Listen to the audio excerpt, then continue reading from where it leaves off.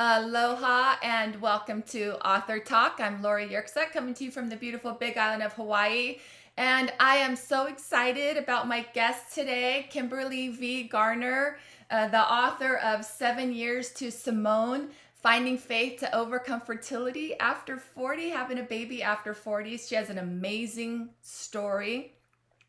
And so let's get right to it because I have so much I want to talk about. So welcome, Kim. Would you go by Thank you. Kim? Yes. I do. I Okay. do. Aloha, Lori. Thank Yes. you. So tell us a little bit about yourself. Let's just start off kind of getting to know you a little bit. Okay, great. Well, I was born in Texas, but raised in Southern Ohio. I come from a family of five and really had a wonderful childhood. Following high school, I attended The Ohio State University, where I earned a bachelor's of arts in English and minor in communication. And even back then, I always had an affinity for words and grammar usage, but never knew I'd become an author as a result of that. Following college, I went to law school. And after passing the state bar exam, I pursued kind of a non traditional legal career in the insurance industry. Hmm. Now, I always knew I wanted to get married and have a family one day and thought I might meet my husband in college, but that did not happen. We met a year after I graduated from law school. And so we spent that time enjoying each other, and we both knew we were excited to become parents one day. Okay. Oh, fantastic. Well, already sounds like you've had a full life.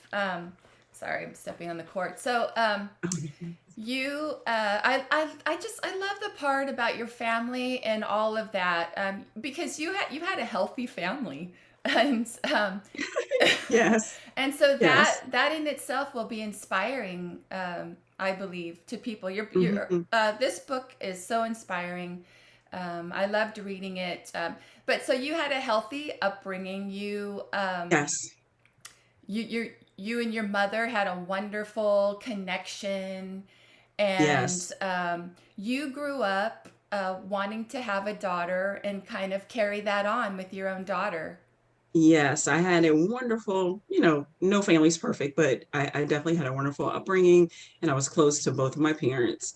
And so I definitely envisioned that I'd had that, I prayed to have a daughter, not just a baby, Yes. but a daughter Hmm. to kind of have the relationship that my mom and I shared. So Yeah. that was definitely important to me. Did you always want that? Like as a little girl, did you know, like, I'm meant to be a mom? I really, want to be a mother and have a family? Well, as a little girl, I played dolls like most little girls do. Hmm. And I'd say I started thinking about it more in college, where I thought, I want to get married one day and I want to have a family and kind of recreate the family that I had growing up. So I definitely knew I wanted to be a mother and really felt like I was meant to be a mother. And maybe because I had such a great relationship with my own mother, Hmm. I just knew that I'm meant to be a mother. So Yes. Well, you knew that deep in your core. deep, That deep in my yes. core. Yeah. Yes. Good. So you had your life planned out. You kind of grew up. You're going to go to college, meet your man, get married, Right. start your Exactly. Exactly. except we know kind of it doesn't always Based work upon the out that title. way. Yeah, sometimes Exactly. God has different plans, and he likes to let us know that from Right, time to right. time. So your plan didn't exactly work out. So it was you were a little later in getting married and a little bit older. So let's just kind of Yes. start right there. You finally met your man Okay. after law Yeah, so school. met my husband, met him after law school. We met in church, actually, so Mhm. that was awesome. Mhm. And we dated for several years before we got married. And shortly after we got married, well, not shortly, a year later, my mother died. So that was just devastating. I Mhm. couldn't even imagine thinking about starting a family because I was trying to figure out how I was going to live the rest of my life without her. Yes. And so at the time when we got married, I was 32, which is considered a little bit older, especially from the days of when our parents got married. Mhm. They were Yes. married in their early 20s. And so I was 32. But again, my mother had passed, so I wasn't ready to think about having a child. But then a year and a half or so passed, and my husband and others supported me in that. And I thought, okay, it's time. And Mhm. so, as one of the chapters entitled in my book is "Getting Pregnant is Supposed to Be Easy," right? So I thought I'm ready to have a baby. Let's have a baby. Yes. And things were not working out the way I had anticipated. So we tried, naturally for several months, and then, went to visit my OB, and Mm-hmm. she recommended doing like an oral fertility medication, and Mm-hmm. did that for a few months, and that didn't work. And which what was interesting was, and I love my OB, she's so awesome, great Mm-hmm. bedside manners. But as I was seeing her, she was pregnant with her second child. So Oh. as I'm going to see her, her baby bump is growing. So it made it even a little more tough as I'm trying to start my family. Yes, because just all of those emotions that you already have inside, Yes, and just you knew at your core that you were I knew. supposed to be a mother, that you were going to have a baby, and Yes, I knew. I knew. Could yeah, not accept anything different. So yes, and so you tried naturally, and that didn't work out. Did you um, figure out like what was wrong? Um, no, actually, don't like it to use was that just word, but right. No, I understand what you're saying. Actually, it was, I think the label was unexplained yes, infertility. unexplained fertility. You did say that in Right, your book. So they really never like found an actual medical reason. right, right. Okay. I chalked it up to my age. I Yeah. chalked it up to just having older eggs. And so again, like I said, we tried initially with the oral Mm-hmm. infertility medication. That didn't work. And then my doctor suggested that we see a fertility specialist. And I Yes. thought, oh, fertility specialist. And all while we're going through this journey, I'm thinking about my maternal clock. Like it's ticking like 36, 37, 38, 39, so I'm starting to feel a little desperate and just anxious. And so we do go see that specialist, Mm-hmm. and we weren't sure that that's what we wanted to do because again, I had never thought about having IVF, Yes. had never considered in vitro fertilization. And I remember him telling me that once we had our initial meeting, he said, don't come back to me when you're 40. And to me, I took that as he's suggesting that, okay, it's tough now. It's going to be even tougher when you're Oh, 40. And I thought, interesting. wow. So, Yeah. yes. So we prayed, Mm-hmm. because it's surgery, Mm-hmm. someone going in, Yes. and decided that we would proceed with the procedure. And we did get pregnant. But unfortunately, we had a loss at 20 weeks. Yes. So So that was devastating. yeah. So you tried naturally. That didn't work out. So you went to see a specialist, and Yes. they started off on kind of the one that you would start off with, the Yes. oral, and then Yes. you kind of did IUI. Oh, I loved that Yes. story. Yes. Um, Yes. with your legs in Yes. the air. Yes, I was on a mission, Lori. I Yes. did not care how I looked. So yes, you're right. We started with IUI first, which again, it's less invasive and really Mm-hmm. less expensive because Yes. my insurance did not cover any of this. So, I'm thinking about wanting to become a mom. I'm thinking about how old I'm getting. I'm thinking about the cost. I'm thinking about insurance. It was just so much. But yeah, Yes. A lot. IUI first. And And in my then, mind go ahead. well, I was going to say all of the business, Yes. and then the longing, that deep need, that deep longing to have a baby. Um, Emotional piece. Yes. yes. So you tried the three kind of. It sounded kind of like a step down or a step up. The simple one doesn't work, so then you try that, and then you go to IVF. But in between all of this, and your heartbreaking all this time, you leaned on scripture and your faith. Yes. So Yes. tell us like how that weaved in and fit into your story here with the Well, pregnancies. Lori, like you said, I knew that I was meant to be a mother. And so just could not accept that this was not happening. Yeah. And so, I feel like when you're in, oh, I said I was going to cry. I'm going to get,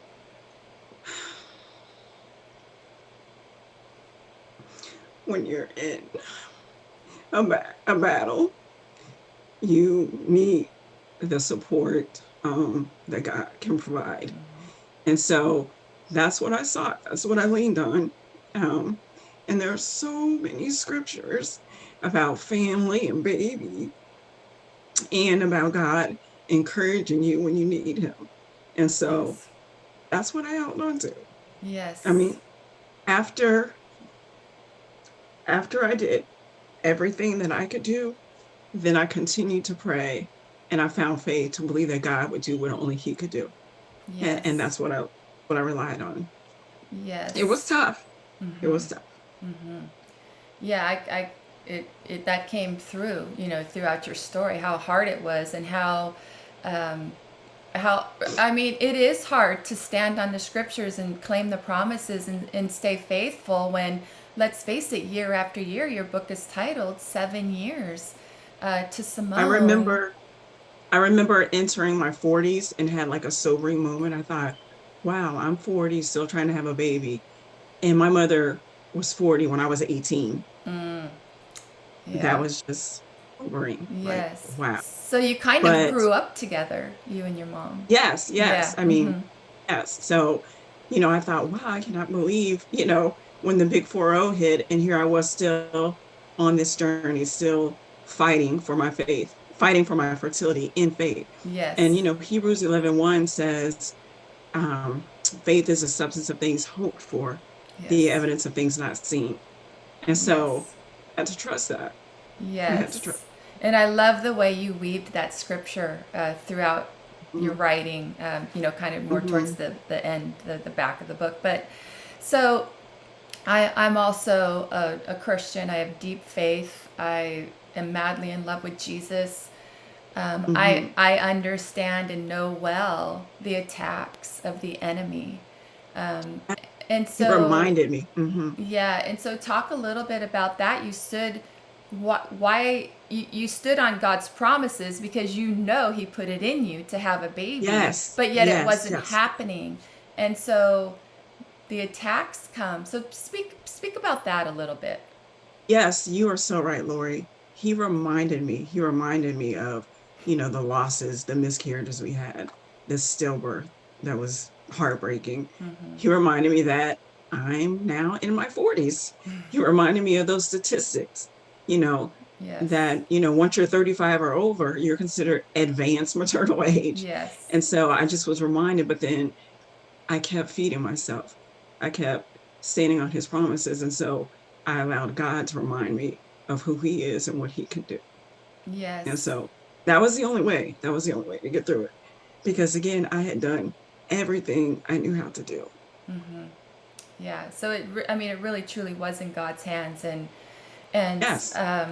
And especially, Lori, remember the doctor told me, don't come back to me when you're 40. right. So I wouldn't even remember him saying that.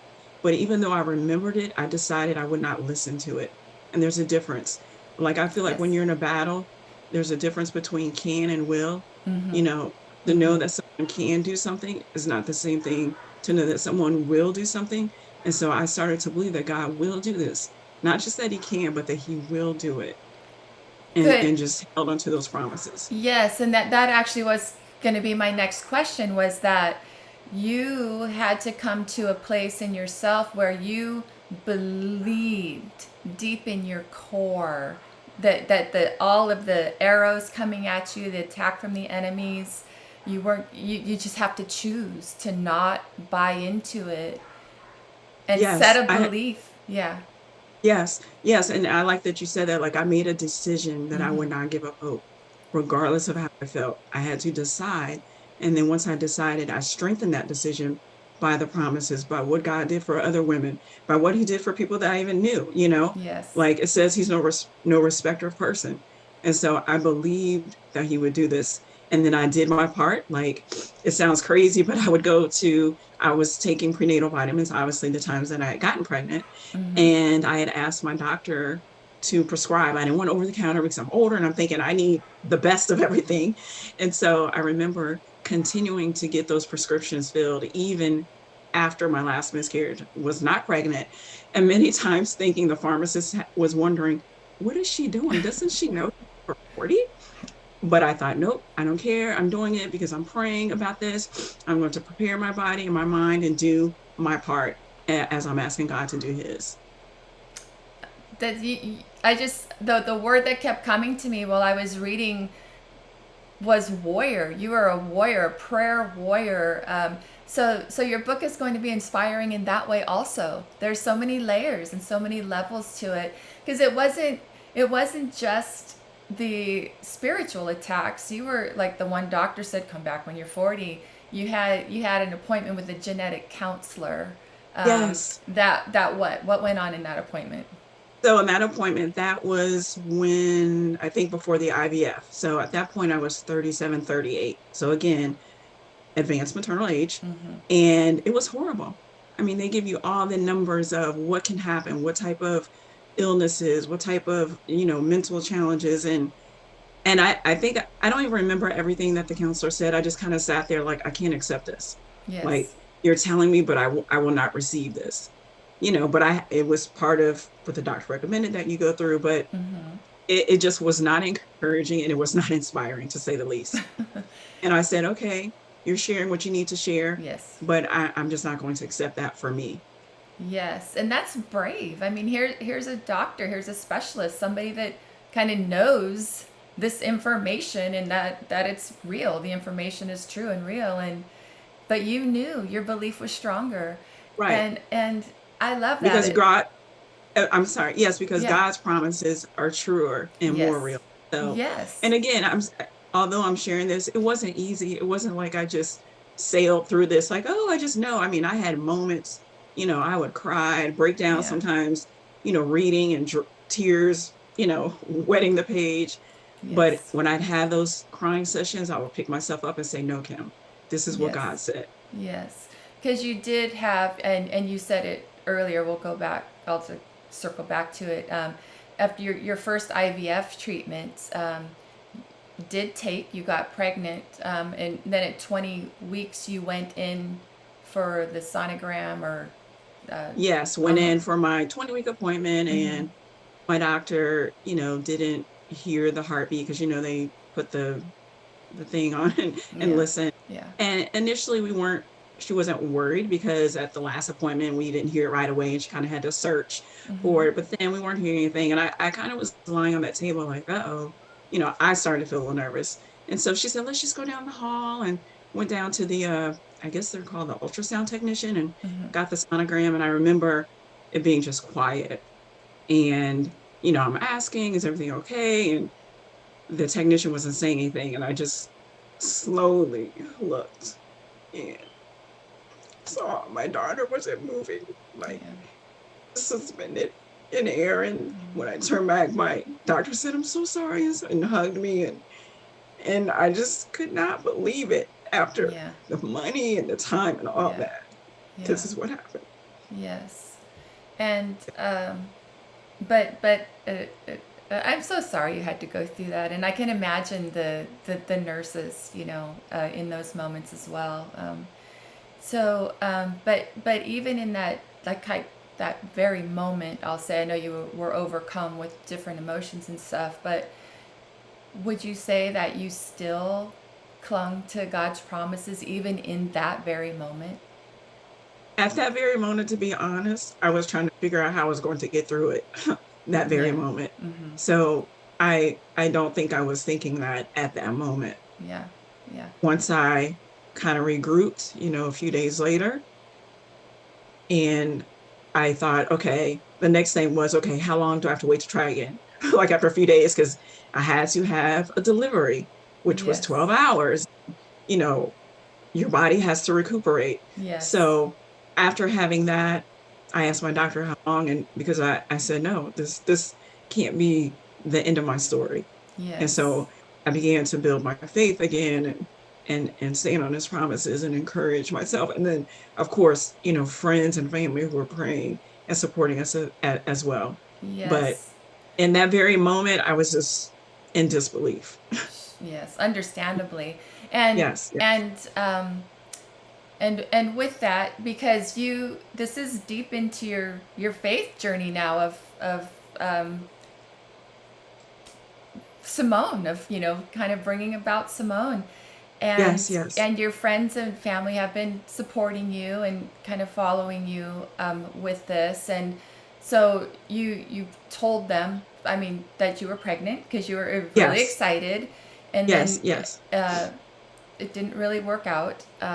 yes. but they all came. I was so struck by the support from your friends and Yes. family after that. That day, yes. It Yes. was on a Friday. I remember it was on a Friday on March 9th.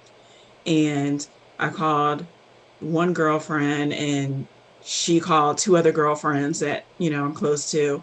And by the time, and then I called my father and he didn't pick up. I called my stepmother and she picked up and rushed over to where I was. And I remember when she peeked in the room to see me, we locked eyes and she ran to me and, I shifted from my doctor's arms to her arms and Mm-hmm. cried for another half an hour, I believe. And then we drove home. But by the time I got home, my three friends were there. They came in, they started cooking. And before I knew it, literally our home was filled with like 50 people just Wow. coming and supporting. And I mean, it was beyond amazing. It was Yeah. so encouraging, so supportive. Yeah, that is Even a friend special. Yeah. Even one of my friends flew in from Texas the next day to Mm-hmm. be with us. Yeah. And so she stayed with another friend, obviously, because we were going through, but Yeah. I, Yeah. amazing. So that kind of also shows that even though this really sad event happened, God still showered you with love and support and kind of in it, Yes. kind of saying, "Don't, I've got your back. Don't worry." Yes. Yeah. Yes. Yes. Yes. And again, I kept going back to that Hebrews 11:1. Faith is the substance of things hoped for, Yes. the evidence of things not seen. So I didn't see it yet, but I was hoping for it. And I Yes. had to stand on that. I had to stand on that. And Yes. then another scripture that was really encouraging, where the woman who had a bleeding condition and she Mm-hmm. was bleeding for 12 years. Oh. And she had seen, I'm sure, many doctors and Yes. people probably told her, just let it go, give it up. And Jesus was walking through the streets and she said, if I could just touch the hem of his garment. And he felt her touch, Yeah. in the Bible, Yeah. it says that he said, who touched me? Yes. And everyone's like, what do you mean? There's a crowd of people. And he told her, your faith has healed you. Mm-hmm. Of her faith, he healed her. And so at some point in my journey, really realized like it has to be my faith, not my husband's faith, not my pastor's faith, not my friends. It has to be my faith that I will believe that you will do this. And so Yes. that was a journey and it was tough, but it's what I had to do to get through. Yes, and that I also loved kind of your aha moment, that kind of that little transformational part where you went, this is my faith. I have all this support and everybody's believing with me, but this is kind of personal. I mean, Yes, yes. yes, Yeah. yes. Yeah. So beautiful. So you go through all the treatments. I know there was another pregnancy that also, didn't work out. Right. And so, and the biological clock is like really ticking now, if like not quite expired It's at on this its point. last tick, Lori. I'm feeling like it's on its last tick at this point. I mean, because I had the various treatments before I was 40.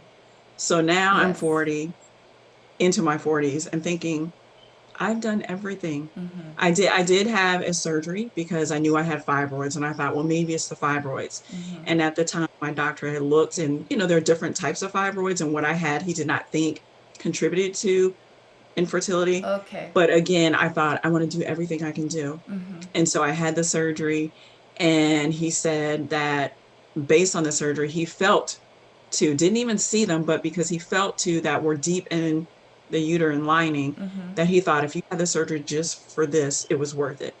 And so I said, okay, Mm-hmm. and then ended up getting pregnant for the first time naturally and just could not believe it after all Yes. that, Yeah. but then had a loss.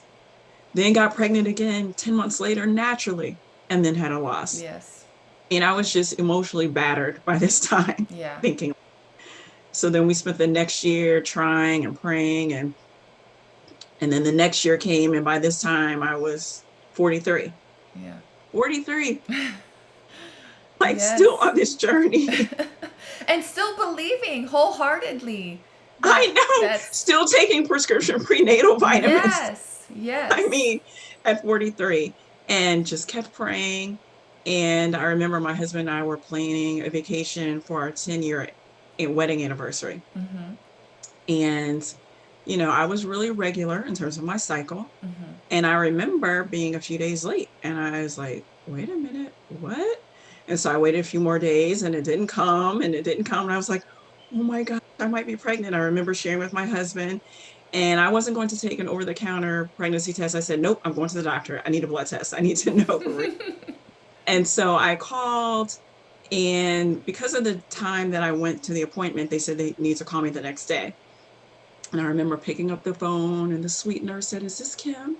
And I said, yes. And she says, you are very pregnant. I said, what? I was so excited. And Lori, it was either 2 days or one day before our 10th wedding anniversary. So now we had something even more exciting to celebrate. Like we were Yes. going to, so that was exciting. But of course, like you said earlier, the attacks came. I was reminded of our baby girl who died Hmm. stillbirth. I Yeah. was reminded of the miscarriages. I was reminded of so many things. And then I just had to fight. I had to say, no, God, this is what you said. And, and, and that's what I continued to do. I just stood on his promises and it was a Yes. daily effort.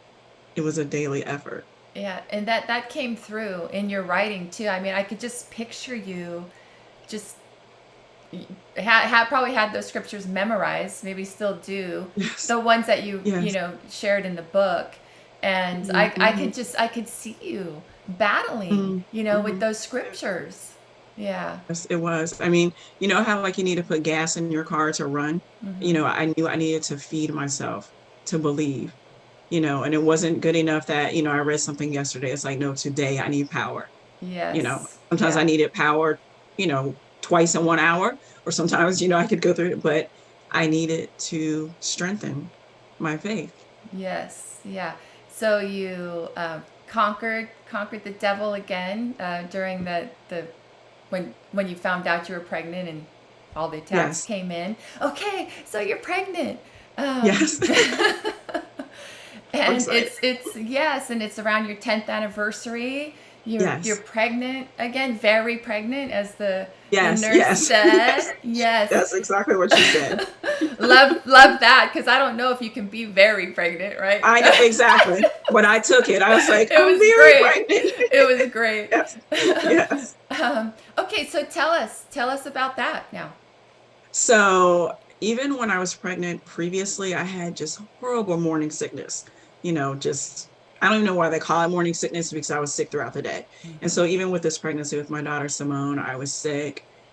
I lost a little weight and I was concerned that I wasn't getting I thought I would gain more weight even because I'm thinking like I'm older and so I remember asking my doctor like I'm not gaining weight. She's like, quit looking at those numbers. The baby is getting what the baby needs. You're fine. And so I just kept taking my prescription prenatal vitamins and doing that. And then maybe at around the 6 month mark, my visits to her got longer, but I didn't care. So they would have me on this kind of graph where they would measure the heartbeats, and I would Hmm. be on that for about 20 minutes, and you'd see the chart go up and down. Then I'd see my doctor and she'd do her check. Then I'd see the technician, the ultrasound, and she'd do her check. So I'd be there for like an hour, but I said, I don't care. I will Hmm. do whatever I have to do. Hmm. And so I continued in that regard. And again, just feeding my mind, trying to take care of my body. And then my friends who, again, were so supportive through the most fantastic baby shower one could ever I know. It's imagine. like I wish I was there. I want to be at that baby shower. So it was so awesome. It was so awesome because although many of them did not know everything about our journey, Hmm. they all knew I was pregnant. They all Yes. knew we lost at 20.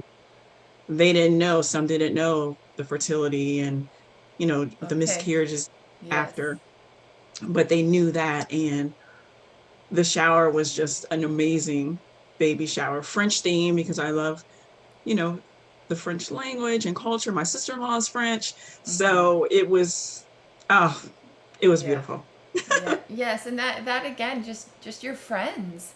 You are loved. You. Praise God. I can tell you're an amazing woman just by the way your friends come around you. I don't think everybody. The blessing. Yeah. Yeah. I don't take it for granted. I don't take it for granted. Yeah. So that was a really beautiful scene. as well. Do you remember the first time that you felt Simone move in your belly? I don't remember the date, but I definitely remember like a flutter kind of feeling. And I thought, Mm-hmm. oh my gosh, is that her? And I remember telling my husband, and then she kind of had, she didn't kick a lot, you know, which is interesting because she's so energetic now, but she didn't kick a lot, but she kind of would, I'd feel her kind of move her hand across my uterus or abdomen. And I was like, wow, this is so amazing. Like I have this life inside of me that, and I'm 43. Like this is amazing. No, actually I take that back. I'm sorry. I was 42. Once I delivered, I was 43. So I was Okay. 42 when I got pregnant with her. But just I remember that feeling and even wishing there was some way I could have captured it. Like, you know how you take a picture of something? Like if Mm-hmm. there had been a way that I could just capture the feeling so I would never Yes. forget it. Yeah. So beautiful. So, I love the birthday story too. Yes. You were scheduled, right, to have a C-section on December 28th. You wanted the Yes. 28th because your birthday falls on the 28th of Right. your month. In October. Yes. Yes. And so But I thought, mhm. "Mhm. But so your plan didn't quite work out with that Again. either. Yes, exactly. Exactly. Yes. So I was scheduled to have a C-section because I had the surgery with the fibroids. My doctor said that it would be better health-wise for me and the baby. And I was kind of excited because I was like, oh, great. I'm not going to take those Lamaze classes and, you know, you're going to take the baby. I don't have to push. So I thought things were great. And Christmas morning at like, I don't know, 1 in the morning or so, I guess I had been moaning off and on, and my husband awakened me and he's like, honey, are you okay? And I went to the bathroom and heard what I thought was that plug that they talk about, Mm-hmm. cervical plug. And so I heard something pop and I kind of looked in the commode and I was like, well, I'm not going to swish around in there. I'll just kind of do, you know, a visual inspection and didn't see anything and went back to bed. And then my husband said I moaned some more. And what's interesting, Lori, he's on part of the prison ministry team and Mm-hmm. he was supposed to be leaving at 6 in the morning to go to the team up to the prison. And in hindsight, my friends said, why were you all even still planning to do that? Like you were so close to having a baby. So I don't know why. But anyway, I'm glad that God allowed it to occur earlier because for him to have not been there after all that would have just been devastating. Oh yeah, yeah. See, You God know, had that worked out too. So. had it worked out. So I go back in bed and he said, you know, you need to get up, call the doctor. Doctor said, do you have any bleeding? I said, no. He said, you know, how far are your contractions? And when he said that, Lori, that was the first time that I thought, am I in labor? Like, I didn't Oh. even think about the fact that I was having contractions. I wasn't timing anything. And I said, no, I have no idea. So he said, well, you might want to time that and call back. So anyway, months more, my husband said, let's go. By the time we got in the car, those contractions, which is what I realized they were, ramped up and I'm holding on to the side of the car as he's driving. And I remember we pulled into the parking lot and it's like we didn't know where to park. And I said, it's an emergency. Let's just go to the emergency area. So we Good, walk you were in there. still thinking. Yeah. Yeah, I was still Mm-hmm. thinking. And also we were planning to spend Christmas morning at my parents and they live about 40 minutes away. So in the rush to get my bag and everything, I said, grab the Christmas gifts so we can go on over afterwards. Because I thought maybe it's a false alarm. Right. So I get there and they're like, you're 3 centimeters dilated. I said, what? It's Christmas morning. I was not planning to have my daughter today. She's supposed to come on the 28th.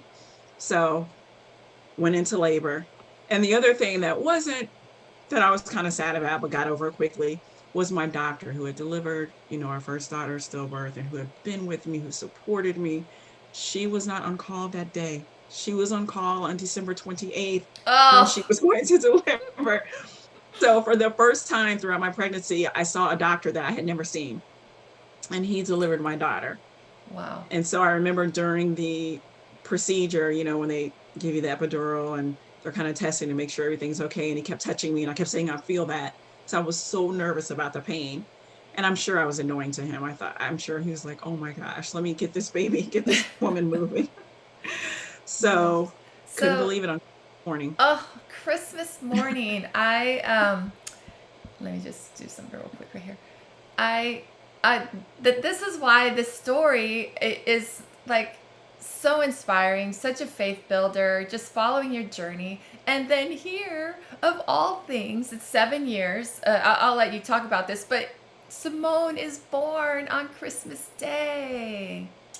Could Oh, not believe it. gosh. I still had to have the C-section because, again, because of the previous Mm-hmm. procedure. And Mm-hmm. I remember when I came into the hospital, because I thought if I faint from the pain, because of my tolerance for pain is super low, everybody needs to know I need a C-section. So anyone that came in the room, I have to have a C-section. I have to have, like I was telling everyone, because I wanted them to make sure that.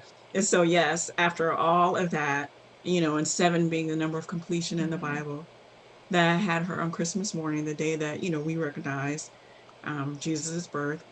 And then I thought about this as I was preparing for the interview. I had her at 7:42 a.m. So I had her in the seventh hour of the day. Like I didn't even think about that when I was writing the book. And I'm like, wow, she was at 7:42 a.m. So it was just, I remember Yeah. hearing her cry and just tears started to come. Like I wasn't Oh, emotional, like, crying loudly or anything, but yeah. just I Just, couldn't believe yeah. that I was hearing it was like an out of body experience. Like, and in my mind, I said, we just had a baby. I couldn't believe Yes. it. I couldn't, Yes. Oh, gosh. And on Christmas morning. What I a know. It was, gift. I Yeah. mean, just beyond. And what was interesting too is I think because of our journey and just me being nervous from the whole C-section, I don't even remember holding her right away. I Mm-hmm. don't remember kissing her, how you see in the movies or even, friends, like they're holding the baby and they're kissing. I don't remember any of that. I almost think that I kind of, I don't know, blacked out a little bit. So, but it was Yes. Good. amazing. Yeah, yeah, that. And so, well, we can need to wrap up. So just Sure. leave us with what is it that you want people to take away from your story? Okay. Thank you, Lori. Whether you have been trying for 2 months or 2 years, whether you decided to start a family when you were older, 5 or older, or whether you've gotten pregnant but you've had, miscarriages or a heartbreaking stillbirth, what I always encourage is to make a decision to not give up hope. Like, don't make the decision based on how you feel. Decide that you will fight for your fertility and faith. And once you make that decision, then strengthen that decision by the promises in the Bible. I mean, it's not, I mean, this is my testimony. Like, this is what I know. Standing on the promises, there's so many in the Bible. And then once you do, don't fight for your fertility alone because it can be a lonely feeling, when you're trying to have a Yes. baby and Yeah. feeling like, understand. Find a circle of support, whether it's family and friends, whether it's 10 people or a circle of one. And if Mm-hmm. you don't have, then look for a community of women who know and understand and who have been just myself. And so Yes. I'm passionate about encouraging future moms to fight for their fertility and faith. Yes. And thank you for that. That's such a beautiful place to leave. I see you have your book right there. Can you pick that up and bring it closer? There. Oh, Another one here. perfect. Yes, because I messed up the subtitle in the beginning. I No, felt that's bad okay. about that. So And that, oh, I was gonna say, and I would like to share my website if you don't mind, yes, because please, I please do. am, if anyone needs any encouragement or inspiration, please visit my website, which is the number seven. So it's seven Mm-hmm. years to Simone.com. And again, Simone is spelled Symone. And then also you can find some encouragement on Facebook, and that is at the number 7 years to Simone. And then sometimes I do get on Twitter, which is where I think you found me, Mm-hmm. and my Twitter handle is at Kim V Garner. Wonderful. Thank you so much. So stick around for just a couple more minutes, but Sure. please, this book is so well written. It's so inspiring. It will help you feel better. It will give you faith to warrior on. Really, if you know deep down inside, God's got a plan for you. So it's available on Amazon.